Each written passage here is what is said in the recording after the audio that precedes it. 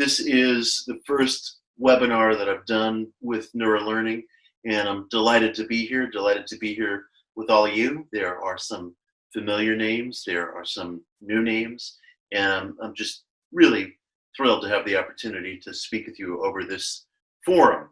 And welcome to the Miracle Club. You're all going to become charter members of something called the Miracle Club. And I take that very seriously, and my wish is that although tonight is a freewheeling, informal session, my real wish for everyone this evening and for everyone who watches the recording of this webinar is that you do not come away from it unchanged. I take very seriously that philosophical and mystical ideas should work change in the life of the individual. Measurable, concrete change. I'm not interested so much in handing out consolation prizes as if to say, well, you didn't get your heart's desire, but you got understanding. I think that in this life, individual aspiration is sacred. And I think that to feel satisfied and to feel happy in life, and I believe that we mustn't shy away from terms like happiness. We mustn't shy away from colloquial, everyday, concrete terms like satisfaction, happiness, fulfillment. Attaining some of what you classify as your deepest aspiration in life is fundamental to feeling that life has been worth the journey, that life has been more than just a process of learning, but has been a process of achieving, aspiring, attaining, and doing. And I do feel that the individual is entitled to reflect back on his or her life and feel that it was punctuated by episodes of attainment, that there was something you wanted to achieve. You wanted the road to lead to Rome, and in certain instances, you got to Rome. And I believe that ethical and spiritual and mystical philosophy should facilitate that. It should be practical. It should be applicable. It should be measurable. And I've really come to embrace that point of view at this point in my life. Let me say a quick word about the term the Miracle Club, because I don't, and I never would, throw around the term miracle in some sort of a glib or facile way. It's a sacred term. It's a meaningful term. And yet, I do not feel that the concept of a miracle is so far away from us that we shouldn't be able to converse about it, that we shouldn't be able to exchange about it. Very simply put, this is how I define a miracle. It is a fortuitous departure from all expected circumstance. A fortuitous departure from all expected circumstance. It is a happening in your life that is welcome and that goes beyond anything that could have been reasonably expected. And these things do occur. And I'm going to talk about some examples, large and small, in my own life and the lives of others. We experience friction in life. We experience tremendous difficulties in life, in as much as we are sometimes visited by friction, by catastrophe. We are also visited by the extraordinary. And my contention is that there is some relationship between the medium of our thoughts and things that play out in our lives. I do not believe that we live under any solitary mental super law. We live under many laws and forces. There are accidents in life. I've never liked the expression, there are no accidents, as if everything is meaningful and advancing. There are accidents in life. There are tragedies in life. There are physical limitations. Mortality alone tells us that much. But there are also miracles. There are also extraordinary events. And the mind is one of the laws and forces under which we live. And that's extraordinary enough.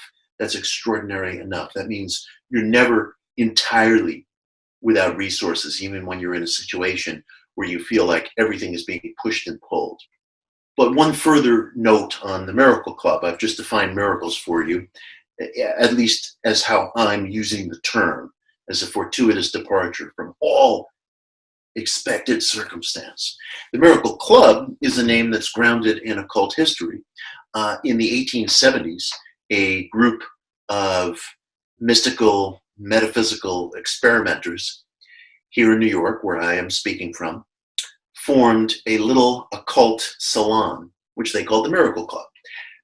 They were hanging around over in what we call the Theater District, or what is sometimes called Hell's Kitchen, on the west side of Manhattan, in Midtown Manhattan. And they gathered together with a passionate interest in experimenting with seances, mediumship, ESP, life after death, spirit communication, the uses and powers of the mind. They were interested in rediscovering ancient and occult religious philosophies, including Kabbalah, including the mystery religions, so much as we can understand them, of Egypt, Greece, Rome. And they wanted to form this circle of radical occult experimentation within this little salon. The Miracle Club was a short-lived group. It was very informal and it didn't really hang together, but it did form the basis for the founding of the Theosophical Society, which was founded by Madam H.P. Blavatsky, who was a New Yorker at the time, and her colleague Henry Steele Olcott. And the Theosophical Society became an enormously influential part of modern life. They launched the revolution in occult spirituality and alternative spirituality that was felt around the world and is still being felt today. The Miracle Club was the seed of that. And my wish in using that term is to reignite the spirit of those early experimenters. Informal, didn't wear any labels, didn't have any loyalty oaths, nothing to join, no one to pay. They just wanted to ask that wonderful question, what is out there? What is out there? So congratulations, you're now members of the Miracle Club. You don't have to carry around a membership card. There's no decoder ring or secret handshake. You just have to harbor a passion to experiment, a passion to search.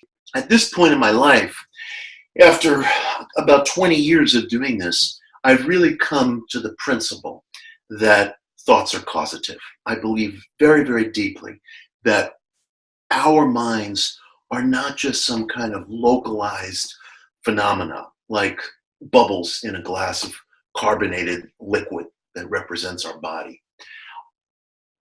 Our minds have extra-physical qualities. Our minds interplay with our surrounding environment in a causative, creative manner. There are other times and other forums and other places where I speak about quantum theory and particle mechanics and ESP research and placebo studies and neuroplasticity, because there's a lot going on in the hard sciences that speaks to this theme. And I write about a lot of that in my book, The Miracle Club, which is actually coming out in the month of October, so it's still a bit of a ways off. I write about that, some of that, in my book, One Simple Idea, which is a history of the positive mind movement.